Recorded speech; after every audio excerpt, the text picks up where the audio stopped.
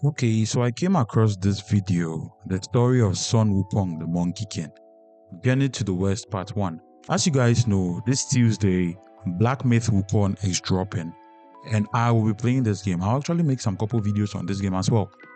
I decided to, dive deep into the whole Chinese mythology on Sun Wukong, the Monkey King. And here I am. Shout out to Mythical Arcana for uploading this video. You guys can support Mythical Arcana. Go like and subscribe to this video. And I'm going to react to this video. Obviously, I think this video has like 4 parts, but I'll be reacting to only this one, and definitely watch the rest on his channel. You can do same to know more about this, or just wait for the gameplay videos. Well, I also heard that Black Myth Wukong is very different from the real story, so just watch and let's get started. Sun Wukong, the Monkey King, is a figure that is widely recognizable, regardless of where you're from. His exploits and life story are detailed in The Journey to the West, a novel that was written in the 1500s and based in 7th century China. This novel, with its 100 chapters, is more than just a story. It's a profound exploration of the human spirit, a spiritual quest wrapped in the guise of an adventurous odyssey. From the rebellious Monkey King to the serene yet determined monk Xuanzang, this narrative is as rich and layered as the landscape they traversed. But to truly appreciate the depth and complexity of the journey to the West, we must embark on our own journey, breaking down this extensive tale into 4 separate videos. Each part will delve into the characters, the trials they face, and the underlying themes that have made this story a cornerstone of Chinese literature. In this video, we'll cover the first 25 chapters of The Journey to the West. Join me as we embark on this journey together, peeling back the layers of one of the most celebrated works of Chinese literature, perhaps even the world. Whether you're familiar with the tale or encountering it for the first time, Journey to the West promises an adventure that is as enlightening as it is entertaining. In ancient times, on the mountain of flowers and fruit, a large stone was nurtured by the elements over many eons. This stone, imbued with the essence of heaven and earth, eventually cracked open to reveal a stone egg. From this egg emerged a fully formed monkey, who would later become known as Sun Wukong, the Monkey King. Upon his birth, the stone monkey possessed extraordinary powers. He could already walk, run, and climb with ease. As he explored his surroundings, he encountered a group of ordinary monkeys. They accepted him as one of their own, and together they lived a carefree life, playing and frolicking in the mountain's beautiful forests and streams. One day, while playing near a waterfall, the monkeys were curious about its source. They decided that whoever could leap through the waterfall and find its origin would be their king. The stone monkey, being the bravest and most curious, took up the challenge. With a mighty leap, he passed through the waterfall and discovered a hidden cave behind it. The cave was a magnificent abode, filled with glittering gems and adorned with precious materials. The stone monkey invited the other monkeys to join him, and they all agreed to make it their new home. Impressed by his bravery and leadership, the monkeys declared the stone monkey as their king, and he was henceforth known as the handsome Monkey King. Despite his new title and the luxurious life in the cave, the Monkey King felt a sense of unease. He realized that although he was the king, he and his fellow monkeys were still subject to the cycle of life and death. Determined to find a way to escape this fate, he embarked on a journey to seek enlightenment and immortality. After wandering for many years, he finally reached the shores of the great ocean. There, he met a wise old monk who told him that to achieve his goal, he must seek out the teachings of the great Taoist master, Subhuti. The Monkey King thanked the monk and continued his journey, eventually finding Subhuti's mountain home. Disguising himself as a simple traveler, the Monkey King requested to become Subhuti's disciple. Subhuti tested him and before long recognized his potential and accepted him. He gave him the name Sun Wukong, which meant awakened to emptiness.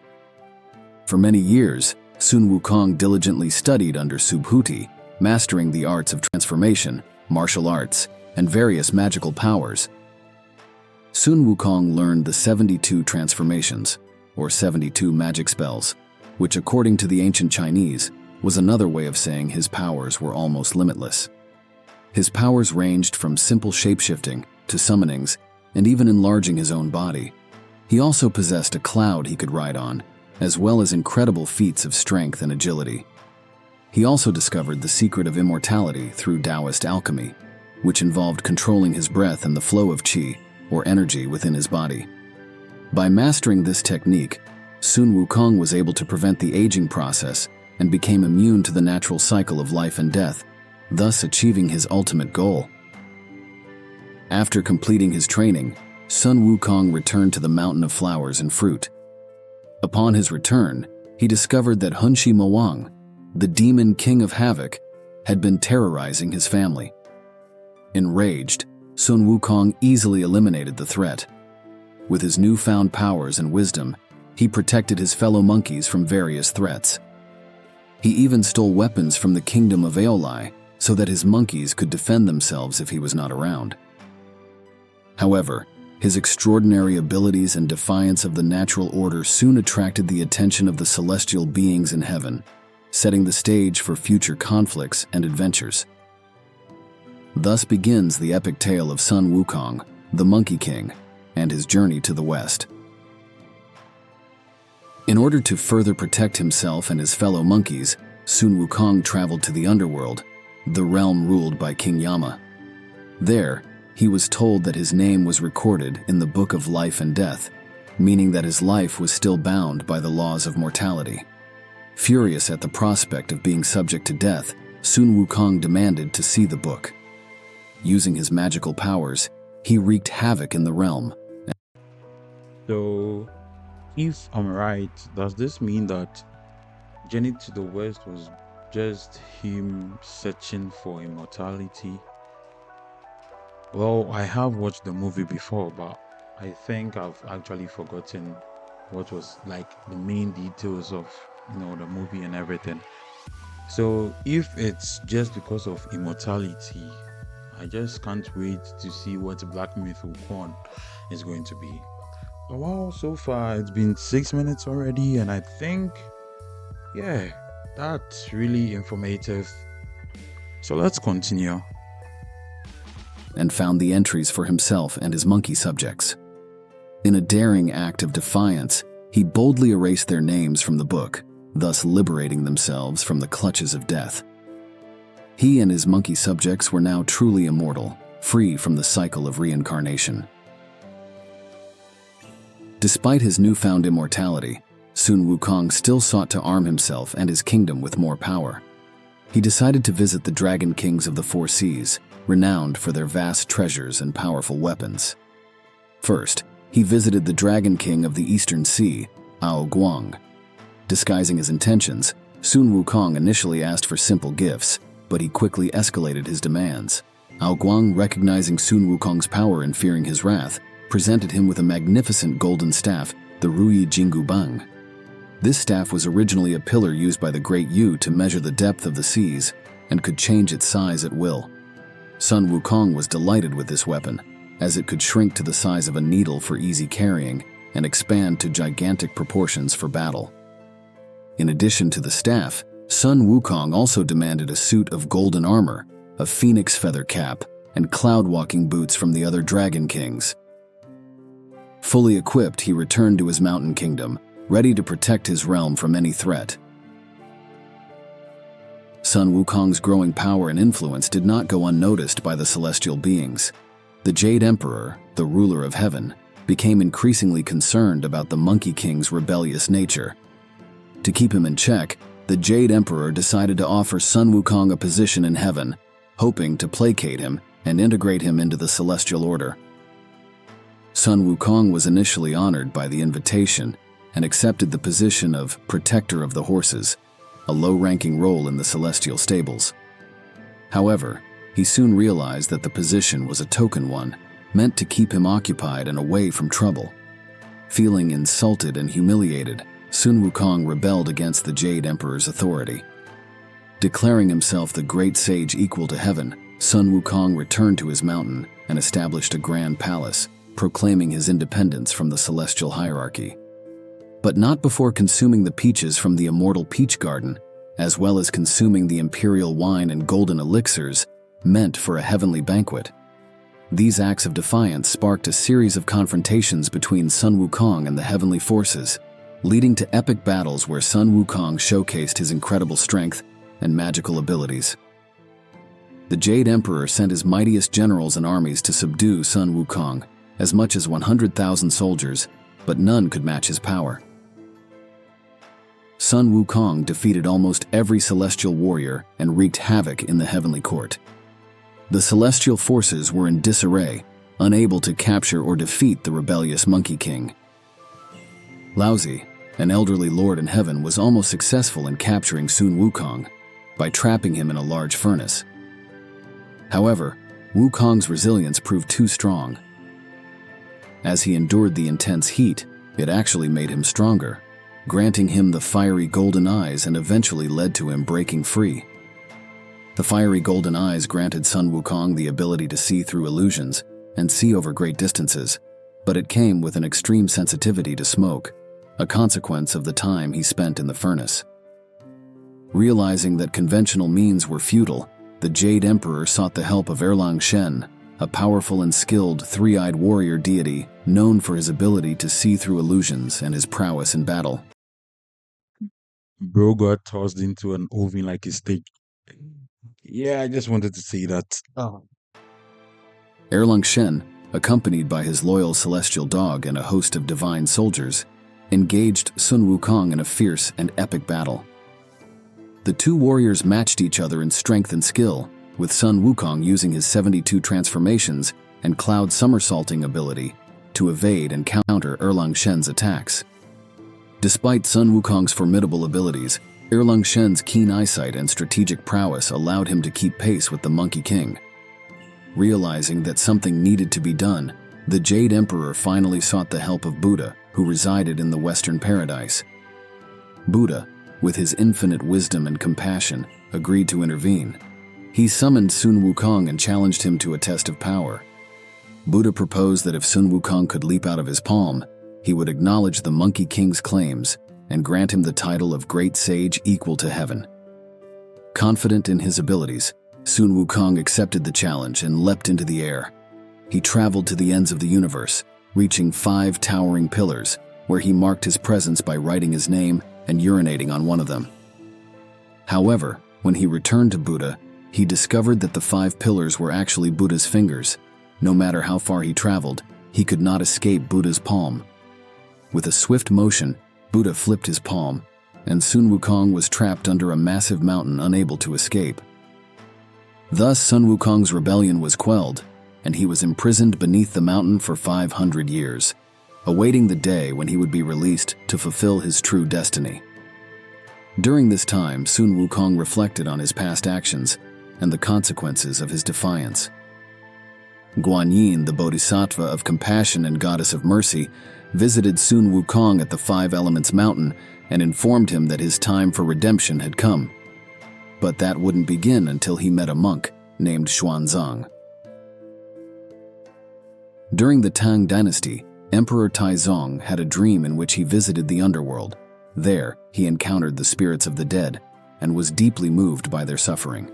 Upon awakening, the emperor was determined to seek spiritual guidance and enlightenment for his people. He decided to commission a monk to journey to the Western Heaven in India to retrieve the sacred Buddhist scriptures. These scriptures were believed to hold the wisdom needed to bring enlightenment and salvation to the people of China. The emperor called upon the most learned and devout Buddhist monks in his realm to find a suitable candidate for this perilous mission. Among them was Xuanzang, a monk renowned for his piety, wisdom, and dedication to the teachings of Buddha. Because of this, Xuanzang, also known as Tangsanzang, was chosen for the journey. As Xuanzang prepared for his journey, Guanyin was entrusted by the Buddha to ensure the success of the mission. She knew that the path to the Western Heaven was fraught with dangers, and Xuanzang would need powerful protectors to aid him. Guanyin traveled to the Eastern continent and appeared to the emperor in a dream, instructing him to support Xuanzang's mission. The emperor provided Xuanzang with a golden robe and a magical staff, both imbued with divine protection. With the emperor's blessing and divine protection, Xuanzang set out on his journey. He traveled on foot, carrying only his robes, the magical staff, and a few provisions. His path was long and arduous, taking him through vast deserts, treacherous mountains, and dangerous forests. Xuanzang's first stop was at the Five Elements Mountain, where Sun Wukong had been imprisoned by Buddha. Guided by a divine vision from Guanyin, Xuanzang approached the mountain and found the stone tablet inscribed with the incantations that bound Sun Wukong. Reciting the incantations, Xuanzang released Sun Wukong from his imprisonment. Sun Wukong, grateful for his freedom and eager to atone for his past misdeeds, pledged his loyalty to Xuanzang and offered to serve as his protector. To ensure that Sun Wukong remained obedient and did not revert to his rebellious ways, Guanyin provided Xuanzang with a magical headband known as the Golden Circlet. By chanting a specific mantra, Xuanzang could tighten the circlet around Sun Wukong's head, causing him great pain and keeping his impulsive nature in check. With Sun Wukong as his first disciple and protector, Xuanzang's journey continued. The two travelers faced numerous challenges and dangers, relying on each other's strengths to overcome them. One of their first challenges was a band of demons who saw. So I hope you guys know there was this Journey to the West movie I watched with this bishop. I don't want to make a mistake with the name, so I'm not going to pronounce it. But what I'm talking of is the guy on the left. Yeah, the Xuanzang, if I'm right. Yeah, Xuanzang. He was the one who I watched the movie on with the Monkey King and I think a pig, a hog, with another girl with balls, or I think a ring of that sort. Yeah, so that's why I got that movie from, the Journey to the West movie. It was from this guy. That was the only movie I've watched. And I think before that, I also watched this classic old Journey to the West movie about this guy, the Monkey King. Yeah, and I watched another one with Xuanzang. So I guess that guy is Buddhist priest or bishop. Yeah, let's just continue. Who sought to capture Xuanzang, believing that consuming his flesh would grant them immortality. Sun Wukong, with his incredible strength and martial prowess, easily defeated the demons and protected his master. Xuanzang's wisdom and compassion guided Sun Wukong, while Sun Wukong's strength and magical abilities protected Xuanzang. Together, they forged a bond of mutual respect and loyalty, setting the foundation for the epic journey that lay ahead. Their path was still long and filled with numerous challenges and various mythical beings, but with each step, they moved closer to their ultimate goal, the sacred scriptures that would bring enlightenment to all of China. As Xuanzang and Sun Wukong continued on their journey, Guanyin watched over them from the heavens. She knew that additional help would be needed to ensure the success of their mission. Therefore, she sought out other powerful beings who could join Xuanzang as disciples and protectors. One of the helpers was a dragon prince named Ao Li, the third son of the Dragon King of the Western Sea. Ao Li had been banished from his underwater palace for accidentally setting fire to his father's pearls and was now living in disgrace. Guanyin saw an opportunity for redemption and appeared to Ao Li, instructing him to transform into a white horse and serve as Xuanzang's steed.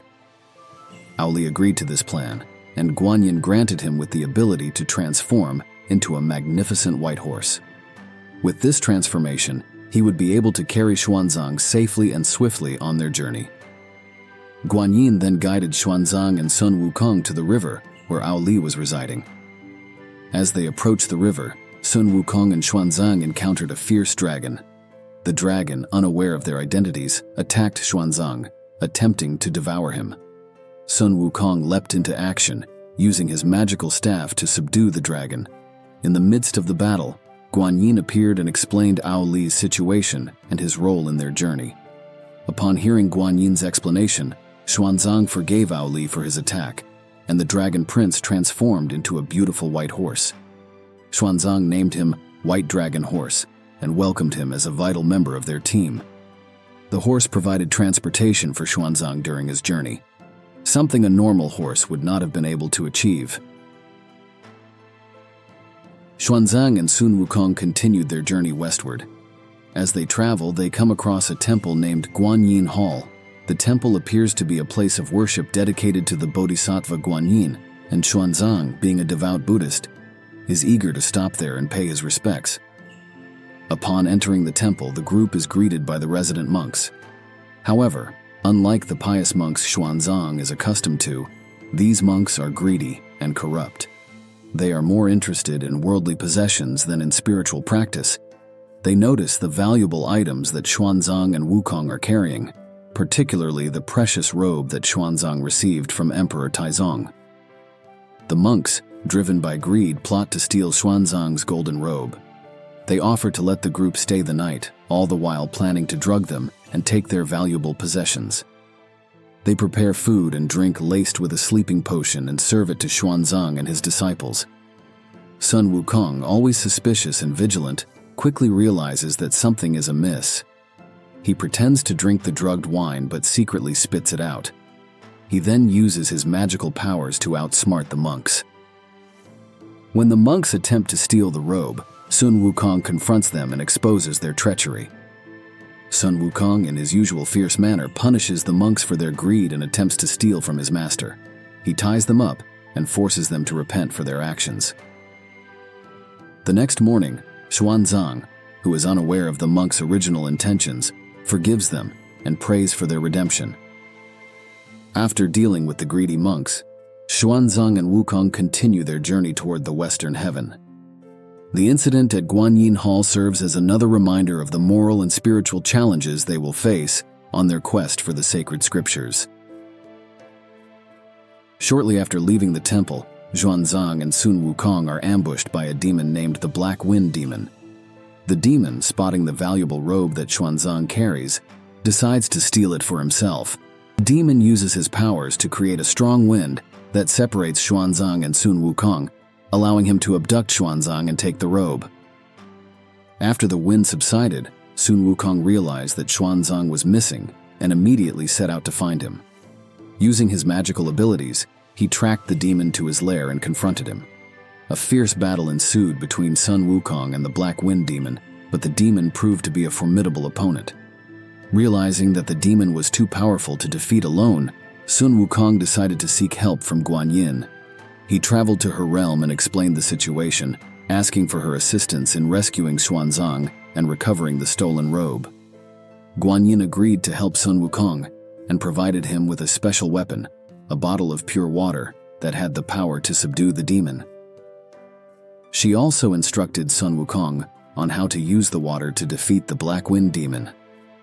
Armed with the magical water, Sun Wukong returned to the demon's lair and engaged in battle once more.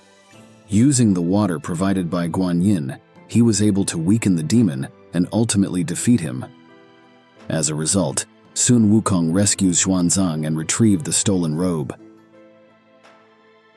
As the group continued their journey, they arrived at Gao Village, a small settlement troubled by a monstrous pig demon.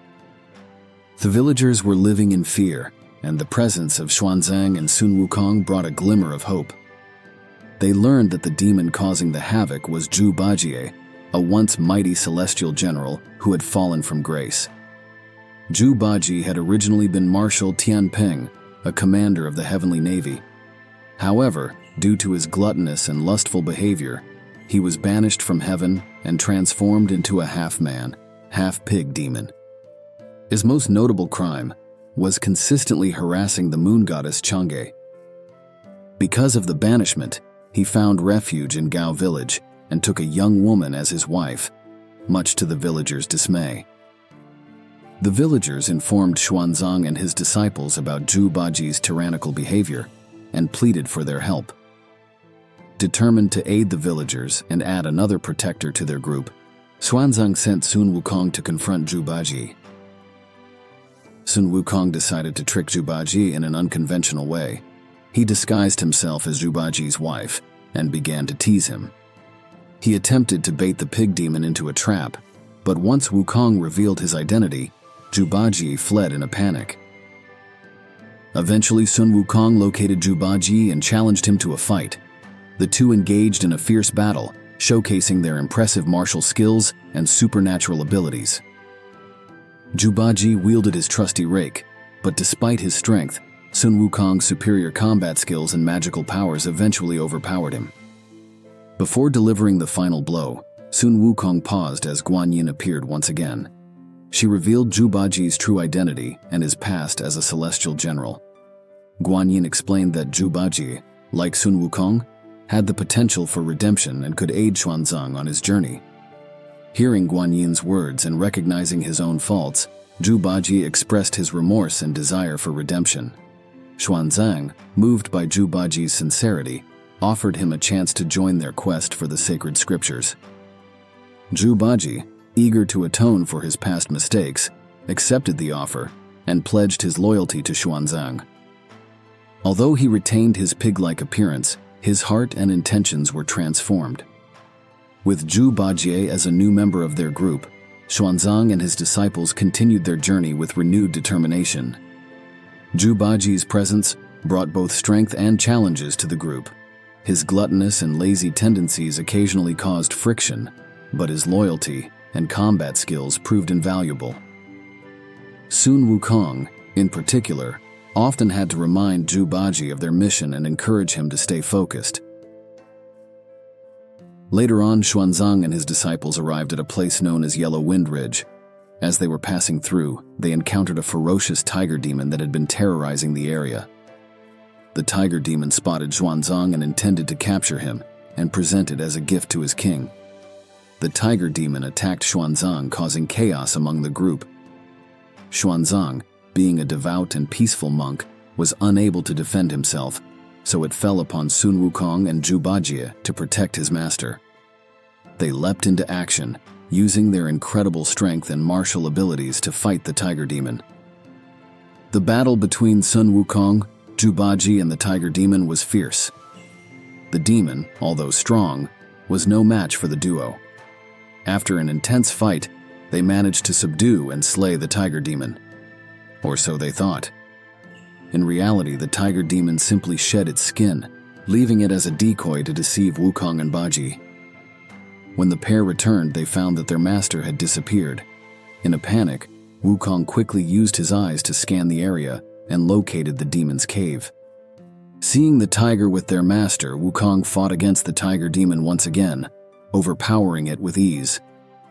The tiger demon knew this was a fight it could not win, so it attempted to flee.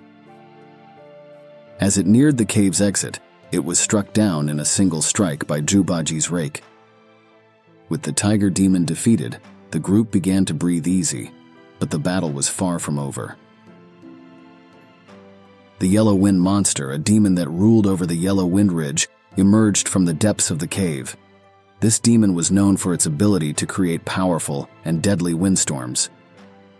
As Xuanzang and his disciples attempted to flee and traverse the ridge, they were suddenly assaulted by a fierce windstorm. The Yellow Wind Monster, recognizing Xuanzang as a holy man whose flesh could grant him immense power, attacked with the intention of capturing him.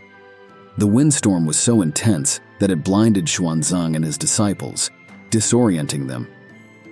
Sun Wukong, realizing the danger posed by the Yellow Wind Monster, saw no other option. He sprang into action to protect Xuanzang. However, the Yellow Wind Monster's wind was so powerful that it even hindered Sun Wukong, whose sharp eyes were irritated by the wind-blown dust and sand. Despite this, Sun Wukong fought valiantly against the demon. Recognizing that he could not defeat the Yellow Wind Monster alone due to its control over the wind, Sun Wukong decided to seek help. He told Zhubaji to hide with their master, while he flew to the southern heaven to locate Lingji Bodhisattva, also known as the deity of Lingji, who was known for controlling the elements, particularly wind. Lingji listened to Sun Wukong's plea and agreed to help. He provided Sun Wukong with a powerful artifact, a magical fan capable of neutralizing the demon's wind. He also gave Sun Wukong instructions on how to use the fan to defeat the Yellow Wind Monster. Armed with the magical fan, Sun Wukong returned to the Yellow Wind Ridge and confronted the Yellow Wind Monster again. This time, with the help of the fan, he was able to dispel the demon's windstorms. The battle was fierce, but Sun Wukong ultimately overpowered the yellow wind monster, capturing and subduing him. Lingji then directly confronts the yellow wind demon and reveals the demon's true form, a rodent that had gained demonic powers. With his true identity exposed, the yellow wind demon loses much of his strength. With the yellow wind monster defeated, Sun Wukong quickly returned to Xuanzang, who had been struggling against the effects of the wind. He assured Xuanzang that the danger had passed, and they resumed their journey. Their path led them to the treacherous Flowing Sands River, known for its dangerous currents and monstrous inhabitants. Crossing this river would prove to be a significant challenge for the group. As they reached the riverbank, the group encountered a fierce river monster named Sha Wujing. Once a celestial general in the Jade Emperor's court, Sha Wujing had been banished to Earth and transformed into a river demon as punishment for accidentally breaking a crystal goblet at a heavenly banquet, which belonged to Shi Wangmu, the Queen Mother of the West. Sha Wujing, with his monstrous appearance and fearsome strength, had been terrorizing anyone who tried to cross the river.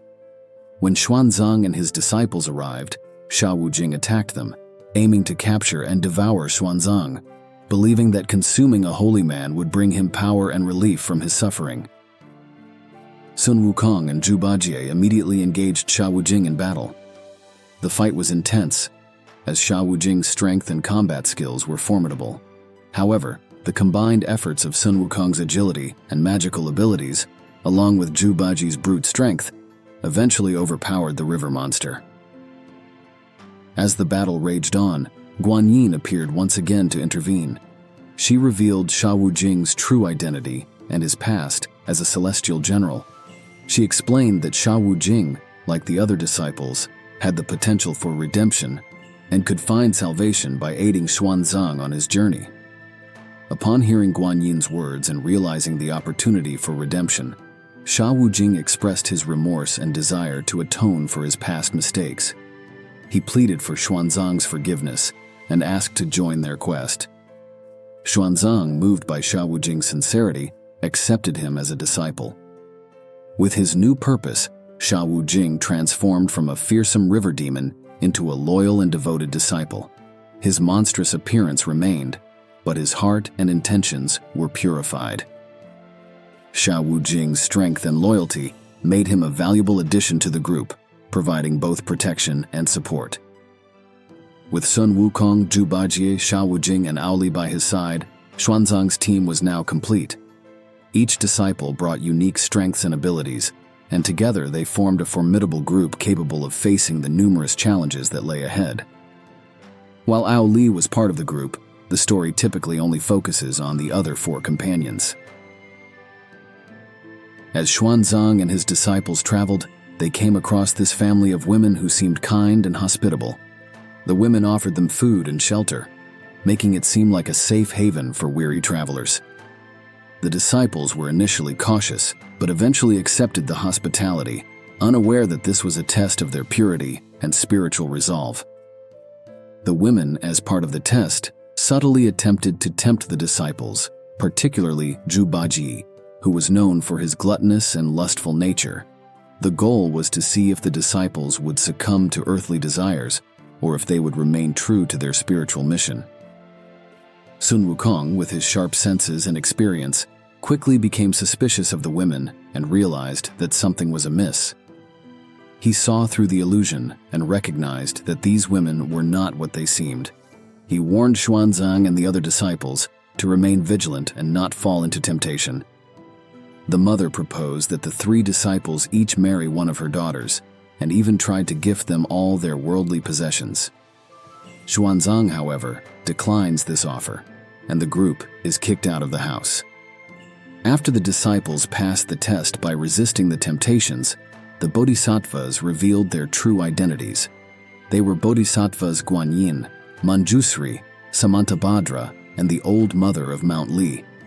They commended Xuanzang and his disciples for their purity and dedication. All except for Zhu Bajie, who snuck back to the house at night, attempting to marry one of the daughters.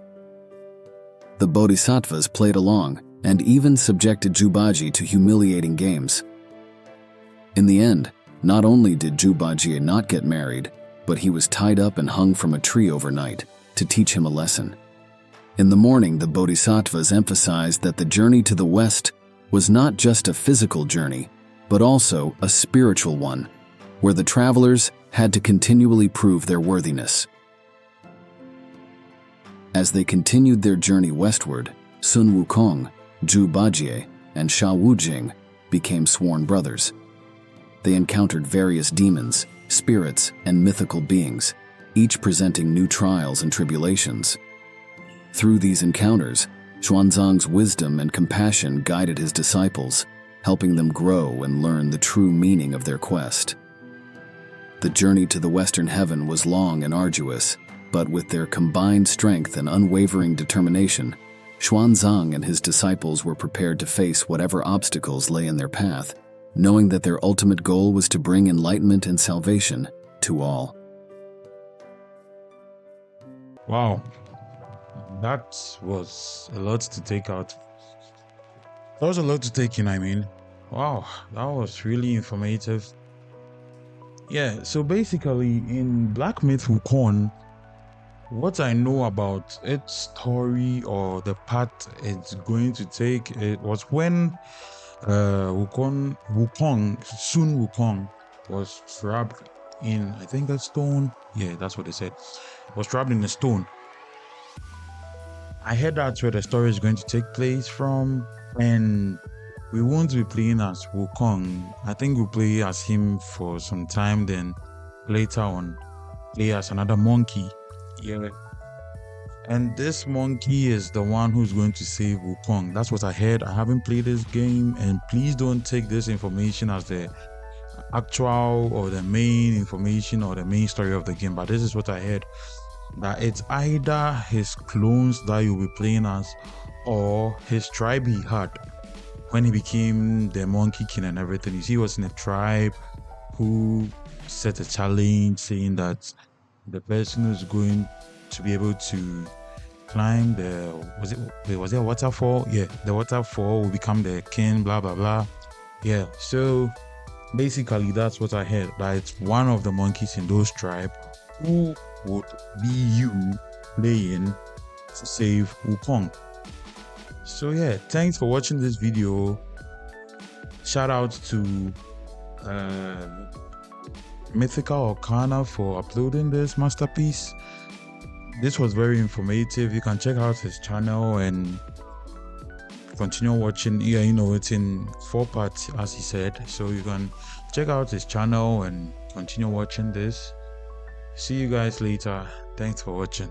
Peace.